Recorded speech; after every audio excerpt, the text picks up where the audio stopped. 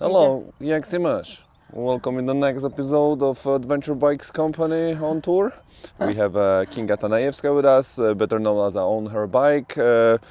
She amazingly did 160,000 kilometers on her BMW around the world on multiple continents. Thank you very much, Kinga, for taking your time. Thank you for having me here. And I It hope was my awesome hair are to- okay. Yes, for your the hair is interview. perfect. How's mine? I've got a few questions for you in regards of your travels. How long have you been traveling?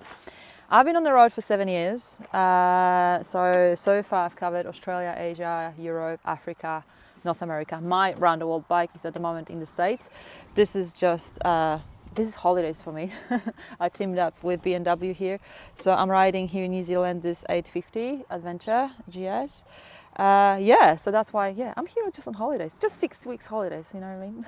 Oh, that's pretty cool. And in your travels so far, did you come out with a conclusion? What would be the best countries you ever visited, and the least favorite country ever visited, and just briefly a reason for it? I don't think I have the least ones, but I definitely have my favorite ones, and they will be all the countries that are remote. So I love riding deserts, mountains, even a deep forest when it's remote. So countries like Mongolia, Namibia, Canada, Australia, when I can actually go for days and really truly feel that I'm there by myself. So that will be my highlight definitely of my round the world trip. So you've been on the road for such a long time now, and so where would be home for you?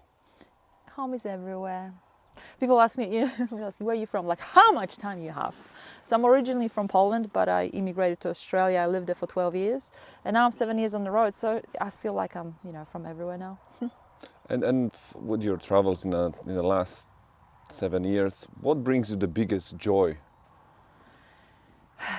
I think camping in the wild on my own. That, for me, if I do gravel roads and at the end I can set up my tent somewhere when there's no one, that's where I actually feel like I'm alive, and it makes me really happy. So there's a lot of places like here in New Zealand I truly enjoyed this little journey.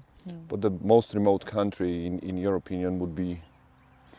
Probably Namibia, Mongolia, and Australia. Okay. You can really go for days without, maybe locals here and there, for example in Mongolia, and same Namibia, but there will be only few people really, yeah. And how many years, kilometers, or what have you got left in your travels? Or are you never gonna stop traveling?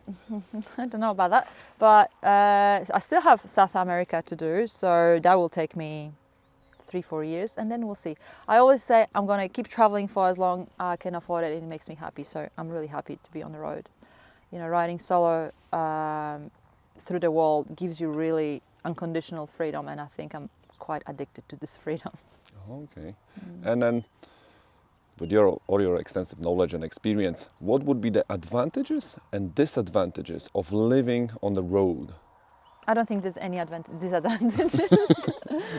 No, it's not for everyone, and I don't know, I have a gypsy soul, so for me, I'm really happy when I'm on the road by myself. And I think traveling solo as a woman, I think this is advantage. I know people say, oh, you're a woman, it's dangerous. Actually, no, I think people are more, it's sort of like people want to look after you, and they always want to help you. And when you're traveling solo, you meet so many people. So I travel solo because I'm a social butterfly. I love, meeting people. And if I be traveling in a group or with a partner, you travel in the bubble, so you're never exposed to the sort of like outside world. You always do things together. But when you're by yourself, you're out there and people approach you, they invite you to the house, and you can learn more about the culture. And I think you have better exposure when you're, to the world when you're traveling solo. So basically, I come to the conclusion from what you said that it's really good to be open to local people when you're traveling. Absolutely, yeah. And you've been in New Zealand for how many weeks now? I think it's 3 weeks now. 3 weeks now. And what would you say? How would you recommend to someone thinking about going to New Zealand how to prepare to come to New Zealand on a motorcycle trip? I think I'm probably the worst person to say how to prepare, because I'm always so unprepared. And like people, plan the routes and all. I don't. I just arrive to the country and I ask the local, where it's nice, where should I go? And that's how I travel. Like even today, you guys told me where to go tomorrow and the day after and the day after. So I don't really plan my route. I just go with the flow. And I've got 6 weeks in this country. That's a fair bit of time to take it all easy and just take it day by day. But my favorite, if you ask me my favorite so far, right, in New Zealand, definitely. So I haven't spent much time on North Island. Hopefully I will on the way back. But here, definitely French Pass and this island. What's the name of that island? D'Urville Island. D'Urville Island. Yeah, I was there by myself and I didn't see a soul, so that was like amazing. The views on the French Pass were incredible. Definitely Skipper's Pass, that was epic. Yesterday we did the Navy's Road, that was insane. And Rainbow Road. Definitely so far, these are the highlights. So that would be like a 5 must do in New For Zealand me, while you're traveling. But that's know, your that's opinion. Only obviously. 3 weeks into the trip. I'm sure there will be more after this. And if someone is watching and is thinking like, okay, so I know the 5 I must do and etc. Gear-wise, what would you recommend to take with you and what you don't really need and etc. Again, I'm like the worst person to ask. Look at my bike; it's so overloaded. But I'm a content creator, so I've got drones, 5 cameras, power banks, and all of that, and cosmetics and all of that. And food, I can be off the grid for 5 days. I have enough of food, so just not to I don't even have to stop and buy stuff in the shop. So I'm definitely traveling overload, but I do need that stuff. And at the end of the day, it's not I'm living on the road, so I need that stuff to feel comfort. And I know a lot of people can do it with a lighter luggage, but no, I'm not. So in the top box, you only have a cosmetics for your hair? No, no, they're just there. Oh, just there. Here's okay. the drone and the cameras and like something that I need to, snacks and all of that. And you've got tents, you've got sleeping bags. This is all gear, camping gear. I have even a chair. I have to be comfortable because I am a true believer. My camping gear maybe is not extra ultra light, but it's very comfortable and durable, so it doesn't break, it doesn't and it just gives me comfort. So that's why I love camping. If you don't have a good gear, you're not going to camp because you're uncomfortable, right? And in terms of what you're going to wear, we are on the end of the summer here. Do you need like a gear for 4 seasons, 5 seasons? You need like a Siberian type of fare on you or something like that? Thank you for asking. Actually, I'm testing this new gear from Liad, from their new adventure collection, and this is a ventilated gear. There are chilly days, but then I layer. I put layers under, and then I'm good. But I like it because on a hot day it's so ventilated. And when we went off-road, it's pretty so cool. Good off-road. Yeah, exactly. I have to admit, I really like the colors of the. Thank you. Of that. Thank you. I like the colors as well because you're visible on the road, right? It looks insane when we were riding yesterday. Yeah. So that's pretty cool. So would you say like you need the gear for like a 4 seasons? Or do you need like a 3 seasons gear and then just layers? Really depending on the continent you're riding, right? In Africa, I was riding in mesh jacket and mesh pants because the weather is most of the time is warm.